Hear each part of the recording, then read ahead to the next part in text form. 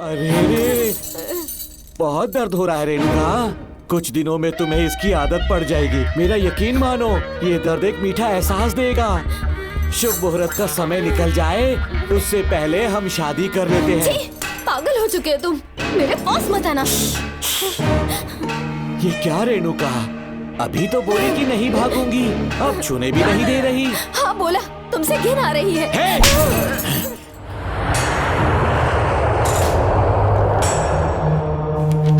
नमस्ते सर। नमस्ते, बैठ जाए। महाराज ने ये फाइल आपको देने के लिए कहा है। अच्छा,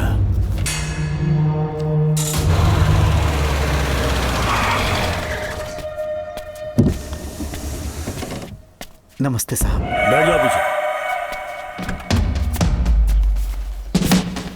साहब, शारदा गुरुकुल में दर्शन ने सिर्फ 1 साल पढ़ाई की, लेकिन विदेश से आए डॉक्टर जॉर्ज ने उसे गोद ले लिया और हमने उसे 7 साल पढ़ने का प्रमाण पत्र दे दिया साहब। दर्शन यहाँ से पहले कहाँ पढ़ाई कर रहा था? Mother higher secondary school Meenakshipuram, और उसका असली नाम दर्शन नहीं सूर्या है। अच्छा।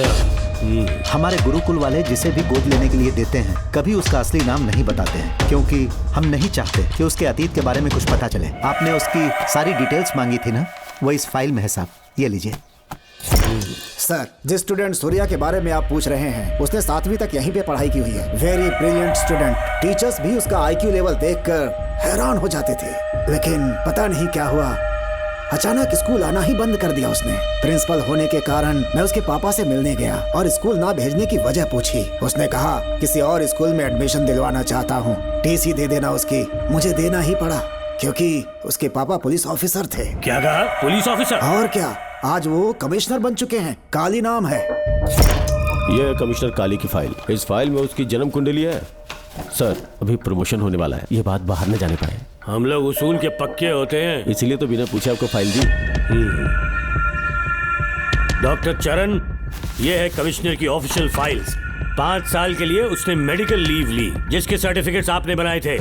उनकी छुट्टी लेने की असली वजह मुझे तुमसे जाननी है। वो सब मेडिकल रिपोर्ट के अंदर है ना? बकवास है। काली की स्पाइनल कॉर्ड में कोई डिफेक्ट हो गया था जो 5 साल के बाद ठीक हो पाएगी। उसके बाद वो ड्यूटी ज्वाइन कर सकता है, ऐसा तुमने सर्टिफिकेट में लिखा है। जिसके स्पाइनल कॉर्ड में प्रॉब्लम हो वो फिजिकल रिलेशन नहीं बना सकता, ये मेडिकल साइंस कहता है। शायद पुलिस डिपार्टमेंट इस बात से नावाकिफ है, लेकिन मेडिकल सर्टिफिकेट देने वाला डॉक्टर चरण जानता था। सर्टिफिकेट में जो तारीख लिखी है ना, उसी वक्त काली ने बेटा पैदा किया। क्यों बे डॉक्टर, पसीना आ रहा है? तुम्हारा बनाया सर्टिफिकेट 100% झूठा है।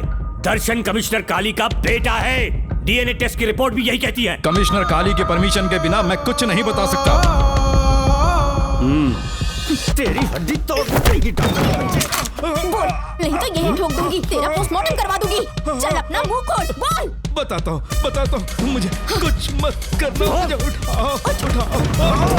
तोते की तरह बोलना शुरू कर। चल शुरू हो जा।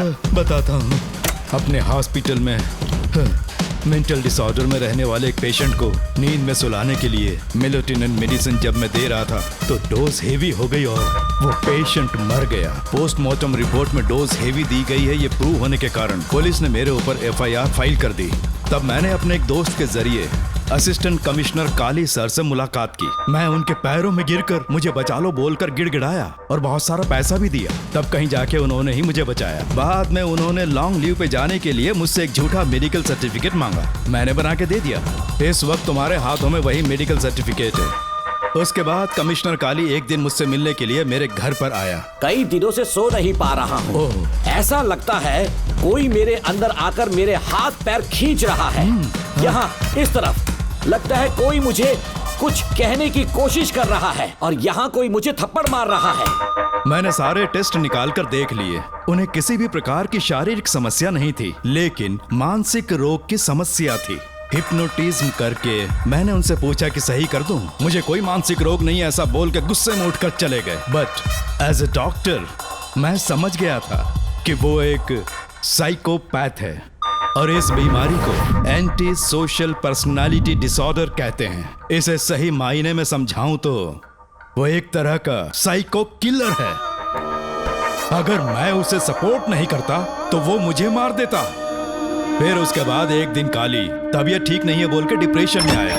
एक इंजेक्शन लगाऊंगा ठीक हो जाओगे ऐसा झूठ बोलकर किसी से सच उगलवाने में इस्तेमाल करने वाला सोडियम पेंटथॉल का इंजेक्शन लगाकर उसे बेहोशी की अवस्था में ले गया। अब बोलिए मिस्टर काली, अपने मन की बात जो किसी से नहीं बता सकते, अपने मन में ही दबाकर जिससे दुख उठा रहे हो, वो पूरी बात मुझे बता दो। सब कुछ बताऊंगा डॉक्टर, सब कुछ बताऊंगा। आइए बहन।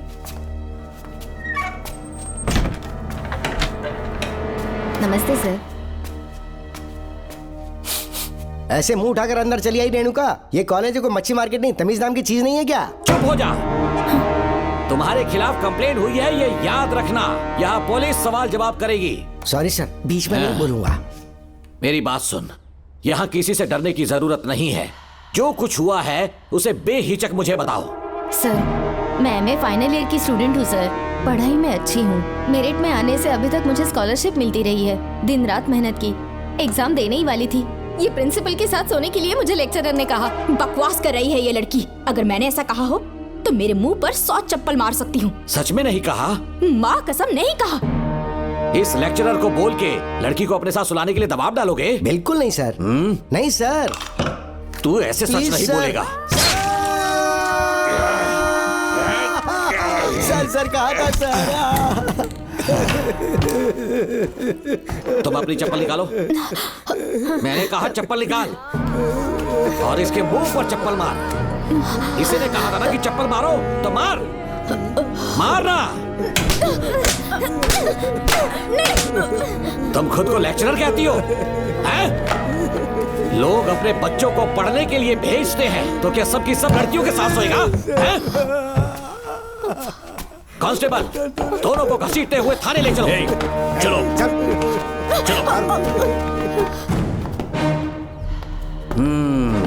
हर लड़की को तुम्हारे जैसी होना चाहिए। I like it.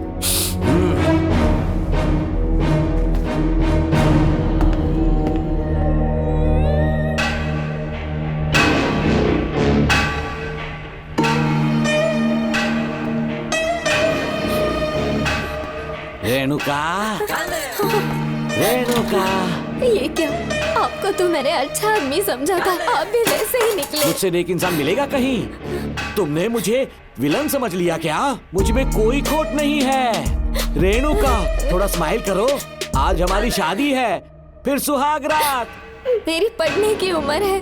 प्रिंसिपल तुम्हें फर्स्ट क्लास मार्क्स देता अगर तुम उसके साथ एक रात गुजारती, पर तुम्हें अपनी इज्जत अपनी पढ़ाई से कहीं ज्यादा प्यारी थी। तुम्हारे ऊंचे आदर्शों को देखकर मैं तुम्हारा गुलाम हो गया हूँ, लेकिन वो बिल्कुल ऐसी नहीं थी। किसकी बात कर रहे हो? अंजलि मेरे साथ कॉलेज में थी। क्या बताऊं, ये दीवाना उस पर लट्टू था, पर वो अंजलि पास होने के लिए प्रोफेसर को पटा के मेरी आंखों के सामने उसके साथ सो गई।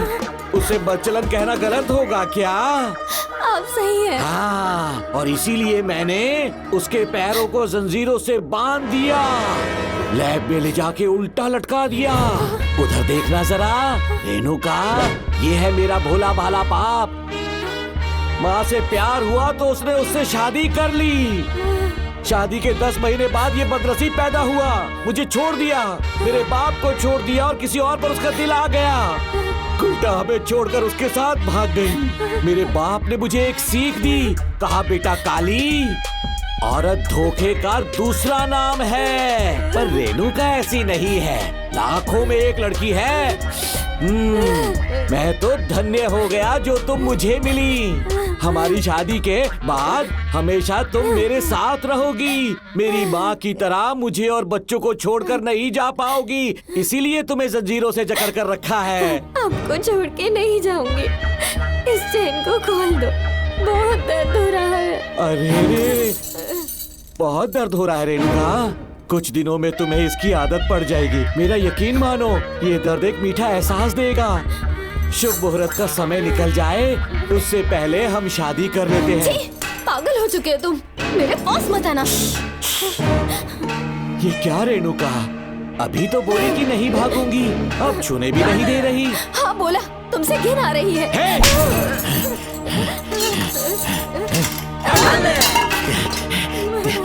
तेरी राय पूछी किसने है? मर्द किसी औरत को चाहने लगे तो औरत का फर्ज है उससे शादी करना।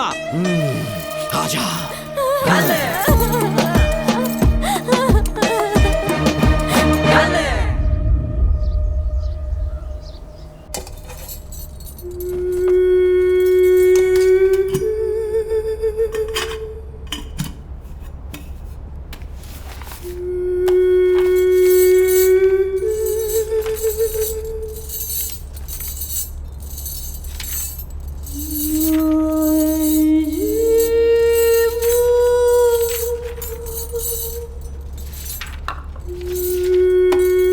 स्कूल में किसी ने कुछ कहा क्या? माँ कुछ पूछ रही है। मुंह क्यों उतरा हुआ है? हाथ उठाओ, सब तुम्हारी वजह से हुआ मेरी है। वजह से? हाँ माँ। 11 1 11 11 2 22। सूर्या, खड़े हो जाओ। कहा था ना एनुअल डे पर अपनी मम्मी को लेकर आना। तुमने हाँ भी नहीं कहा था। तुम्हारी मम्मी पेरेंट्स मीटिंग में भी नहीं आई और एनुअल डे पर भी नहीं आई। देखो, अगर कल तुम्हारी मम्मी यहाँ नहीं आई तो तुम भी यहाँ मत आना। सारे बच्चों की मम्मी पापा आते हैं, कम से कम एक दिन तो आ जाओ, टीचर गुस्सा करेगी। क्या बक रहा है तू? माँ को स्कूल आने के लिए कह रहा था। मेरा बेटा सूर्या, भरोसा मत करना, ये दुनिया बहुत बेरहम है बेटा। तेरी दादी, मेरी माँ तुझे और मुझे सड़क पर मरने के लिए छोड़ गई। तुझे मुझे भुलाकर अपने यार के साथ गुल हो गई। गलती से भी मैंने अगर ये चैन खोल दी ना, तेरी माँ किसी और मर्द के साथ भाग जाएगी। बताओ, चैन खोल दो। भगवान, फूटी किस्मत मेरी। देख इसे, गौर से देख। ऐसी होती है औरतें, ऐसे रोएगी, ऐसे ही आंसू बहाएगी, प्यार करने के ढोंग रचाएगी। समझ जा, संभल जा। बता, चैन खोलनी चाहिए, चैन खोलनी चाहिए। बता, जल्दी बता, बता। नहीं नहीं पापा, मत खोलना। कोई पूछे तेरी माँ कहाँ पर है, उनसे क्या कहेगा? कहूँगा कि माँ मर चुकी है। हाँ, सही जवाब। मेरी ही औलाद है। आजा बेटा। इंसान नहीं, हैवान हो तुम।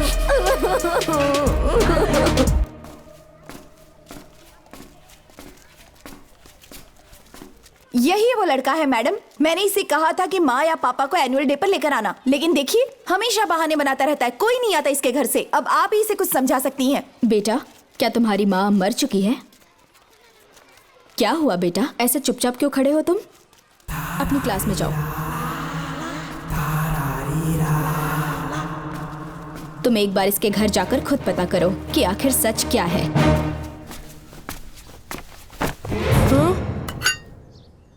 ये कुंडी कैसे टूटी?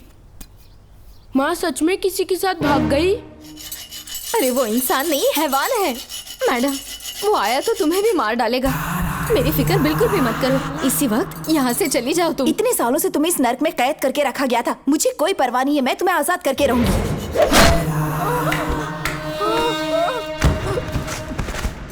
क्या किया? अपने पापा की तरह जल्लाद बन चुके हो। माँ, पापा के बारे में ऐसी बातें मत करना। जरूर करूंगी। तेरा बाप एक पागल है।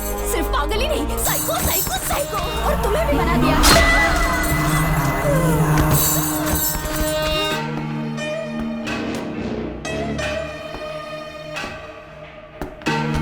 पापा, वो किसी और के साथ भागने की सोच रही थी। आपके बारे में बहुत उल्टा सीधा बोल रही थी, तो मेरा खून खौल उठा। तो अब समझ में आया इतने सालों तक रेणुका को चैन से क्यों बांधा था? आज के बाद किसी औरत पे विश्वास नहीं करूंगा।